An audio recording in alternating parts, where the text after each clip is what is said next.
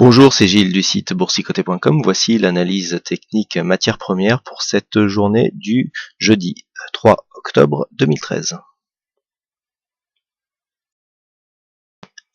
Et nous commençons cette analyse technique avec l'or, donc le métal jaune qui suite à son rebond d'hier ici commençait à reprendre un biais baissier, donc je vous avais indiqué ici une possible prise de position à la baisse, puisque nous avions ici phase de baisse avec cassure donc d'un récent point bas, inscription d'un nouveau plus bas et retour ici sur la moyenne mobile 20 exponentielle. Donc on est toujours dans cette phase, même si la dynamique ici est remontée. On est toujours dans une possibilité ici de continuité baissière, mais pour l'instant, eh bien, on manque de relais. Il semblerait que la zone ici des 1308 $ l'once reprenne ses droits. Du point de vue de la configuration, on est relativement neutre sur la vue court terme. Les cours s'inscrivent ici dans une évolution entre 1300 et 1324 $ l'once. On est dans une phase d'hésitation, la tendance de fond reste, elle, bien orientée à la baisse, et ça devrait normalement se confirmer dans les prochaines heures. Alors toutefois, si les cours continuent à monter et dépasser ici cette zone qui se situe à 1344 $ l'once, eh bien nous aurions dans ce cas-là, dans ce cas, eh bien une inversion de la tendance, puisque nous casserions ici un récent point haut significatif. Donc dans ce cas-là, il conviendrait d'inverser le sens de la tendance court terme, mais pour l'instant, nous avons toujours ici des plus hauts qui sont de plus en plus bas, l'inscription de nouveaux points bas aussi du point de vue de cette tendance, donc la tendance reste clairement baissière du point de vue du métal jaune. Sur le WTI, nous avons ici un début de changement de tendance que l'on avait déjà mis en évidence hier. Je vous avais indiqué ici une phase d'exagération. Cette phase d'exagération a donné lieu donc à une phase de consolidation qui a commencé dans la nuit. Donc on est revenu ici sur cette zone de support. Et les cours pour l'instant sont en train de se stabiliser. Donc on s'approche ici de cette moyenne mobile 20 exponentielle. Pardon. Les indicateurs ici nous montrent une phase de consolidation en cours très légère. Vous voyez que le stochastique a du mal à revenir ici dans sa zone neutre.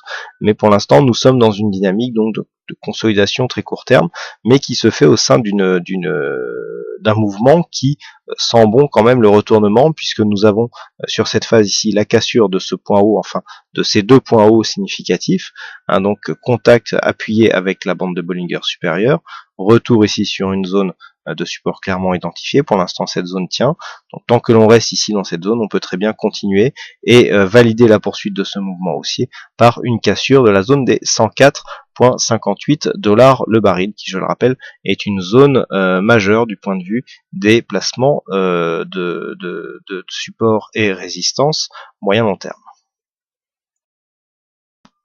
Et enfin, nous terminons par le Brent. Alors le Brent sur lequel le retournement est loin d'être évident, puisque même si nous avons ici un contact, donc nous avions eu une zone de support ici aux alentours des 107,50, les cours sont revenus ici au contact de la bolle supérieure.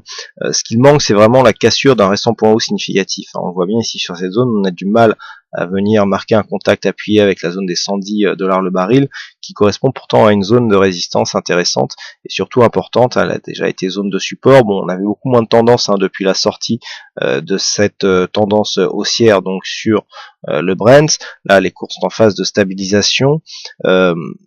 Les cours là, bon, il semblerait que sur le mouvement court terme, on veuille remonter. Il faut absolument confirmer donc ce mouvement. On vient de marquer un deuxième point haut significatif ici par rapport au premier qui avait été marqué hier.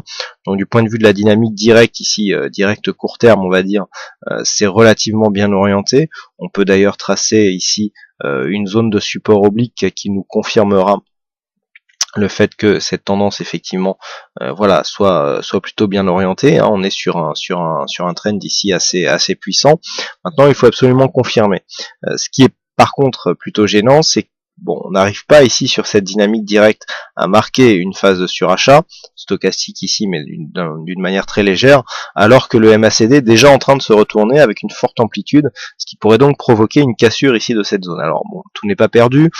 Sur une cassure, on peut très bien revenir ici rechercher cette zone des 108,55 qui est une zone intéressante. Elle validerait quand même un appui sur une zone de point bas qui était précédemment une zone de point haut.